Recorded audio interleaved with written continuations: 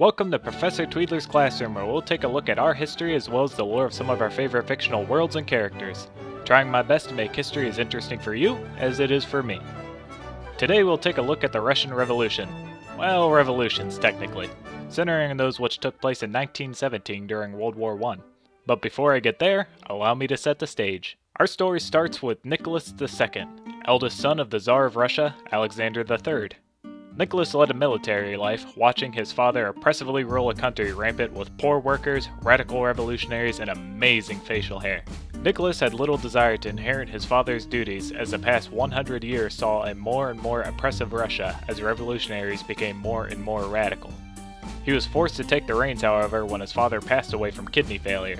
Nicholas did his best to keep his country together, but the humiliating defeat of the Russo-Japanese War led to protests outside the Winter Palace in the capital of St. Petersburg. Demonstrators were shot and would become a rallying cry for political changes, Bloody Sunday. Demonstrations continued to expand with a call for a constituent assembly to be convened. Across Russia and Russian-controlled territories, radical revolutionaries clashed with anti-revolutionaries, even in the military. A well-publicized railroad strike evolved into a general strike in the largest cities in Russia.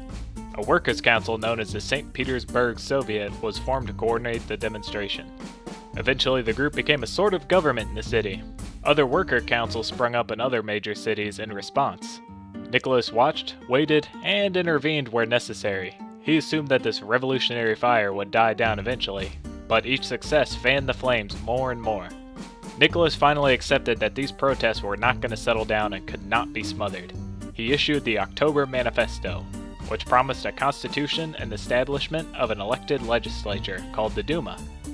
Many workers striking for this cause saw this as a victory and returned to their jobs. Yet many radical revolutionaries refused to accept anything less than a full republic without a czar. By December, a new protest sprung up in Moscow, eventually spreading to Russia's territories like Poland, Georgia, and Finland. By early the next year, demonstrations were brutally put down and revolutionary leaders were imprisoned. Nicholas II's power remained secure, and things really didn't change as the Tsar had no legal obligation to enact legislation passed by the Duma. He also could dissolve the Duma and call for re-elections whenever he wanted. By the next year, things were pretty much business as usual. Now we come to World War I, so how about a quick reminder on the events leading up to Russia's involvement? Archduke Franz Ferdinand of the Austro-Hungarian Empire was assassinated by a Serbian radical. At this time, Kaiser Wilhelm of Germany assured Austro-Hungary that if war was inevitable with Serbia, that they would have their back. Austro-Hungary, hell-bent on war, invaded Serbia as all the European powers and Russia tried to stop them. This set off a daisy chain of alliances as the scale of the war eclipsed the initial conflict. Russia had no choice but to support Serbia due to them being their only Slavic ally, and Nicholas II needing to redeem himself for the Russo-Japanese War. To everyone's surprise, Germany invaded Russia, hoping to knock them out of the conflict quickly. Whew. What followed was a pretty one-sided slugfest, with Russia getting beat up and down the Eastern Front for the next year. Fearing defeat, Nicholas made a grave mistake. With his early career in the military, he was sure that he could turn the tides of battle, and went to the front to direct the military personally. This decision may initially make sense. If you recall, Nicholas II was a military man with no real aspirations of ruling. Not to mention, it is usually beneficial to have one person in charge of operations. Also, there is a morale boost that the Tsar would have simply by being there in person. So why was this a bad decision? Well, think about it this way. Who was left in charge of Russia? His wife Alexandria was, a woman born in Germany, the enemy, whose public opinion was increasingly being tarnished by her reliance on the infamous holy man Rasputin, well known for his drunkenness and debauchery. Without Nicholas, Alexandria began rearranging ministers at the suggestion of Rasputin. For many Russians, this was proof that he was controlling Alexandria in an underhanded attempt to take control of Russia himself. Russia would continue down this path for the next year, until a Duma deputy made a drastic decision. Fearing Rasputin's negative effect on Alexandria, he and two others invited Rasputin over for a good time. Once there, Rasputin was poisoned, which did not work, so they shot him, which took a few tries. Unfortunately, this did little to help the crown's image. By this time, runaway inflation was in full swing as money was being printed and work hours were being cranked up for the war. Basically, a lot more work for a lot less pay. It was at the point where farmers were starting to keep their harvest for their own because selling their field full of crops couldn't get enough money to put food on the table. Finally, we get to the first of our two revolutions.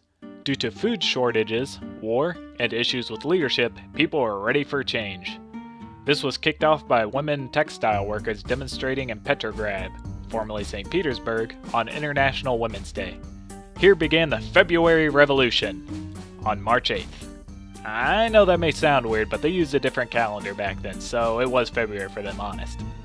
The next day, it seemed the whole city was on demonstration as spontaneous riots broke out all over. Nicholas II was not thrilled. Still at the war front, he ordered the crowds to be fired upon to clear the streets. While it worked, it left soldiers at the capital disillusioned, killing their fellow citizens while being told that they are patriotic heroes of their country. Rioting broke out again, and the soldiers once again were ordered to fire on the crowd. This time, however, they turned on their superiors.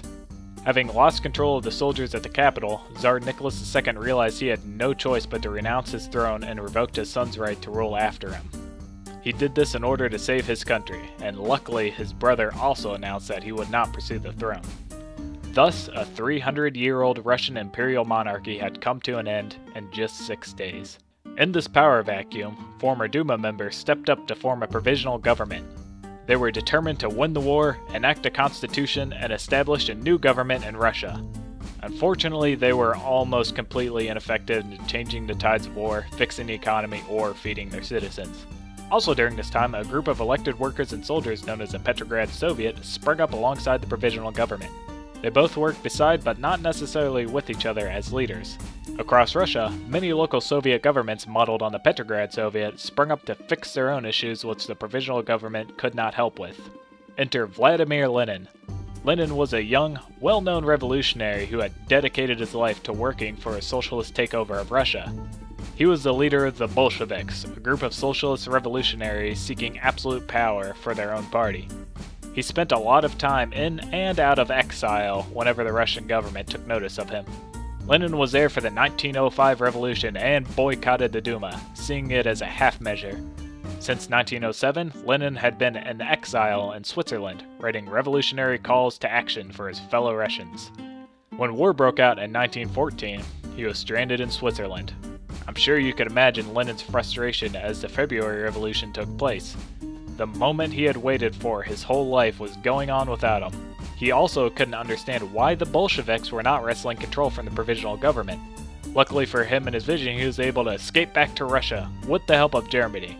You may be wondering why Germans would smuggle an enemy back to their country. Well, it's because they were hoping that he would take control of Russia and its power vacuum, ending the war in the east so Germany could focus on the French. The Bolsheviks were back in town as Lenin arrived on the scene and got right to work.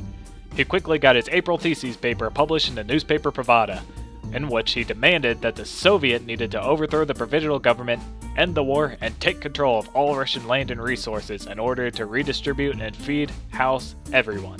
The call to action was peace, land, bread.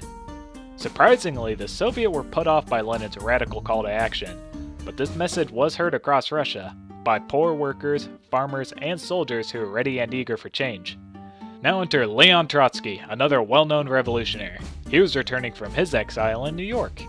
Although he and Lenin were long ideological enemies, they teamed up in their shared vision for a socialist Russia. They worked hard to spread their beliefs across Russia and in the Petrograd Soviet. During this time, radical workers and sailors began independently revolting in Petrograd in the name of the Soviet. This would become known as the July Days Revolt. Although Lenin thought this premature, he decided to seize the opportunity and convince the rest of the Soviet that now was the time to take power. The Soviet were not happy and called for the immediate arrest of the Bolshevik officials in the Soviet. Lenin managed to slip away. Way away, like to Finland away. With this, it would seem that the Bolsheviks' hope to take over was officially shut down, until another coup presented them with a second chance. The newly appointed Commander-in-Chief Levir Kornilov began moving Russian troops towards the capital in an attempt to secure military rule, believing the provisional government was weak and needed to crack down on the Soviets and other revolutionaries in order to ensure stability in Russia. The provisional government, who gave Kornilov his power in the first place, saw no hope in organizing a defense. With this in mind, the Bolsheviks were released and armed in order to protect Petrograd from the Kornilov rebellion. Trotsky was quickly able to organize the workers of the city into a defense force and successfully implanted Bolsheviks into Kornilov's ranks, encouraging defections before they reached the capital. Before long, Kornilov was defeated and arrested. Suddenly, the Bolsheviks went from zero to hero, just like that. Trotsky was elected to the head of the Petrograd Soviet for his leadership in the defense of the capital. With his fellow revolutionaries in a position of power, Lenin secretly returned to Russia.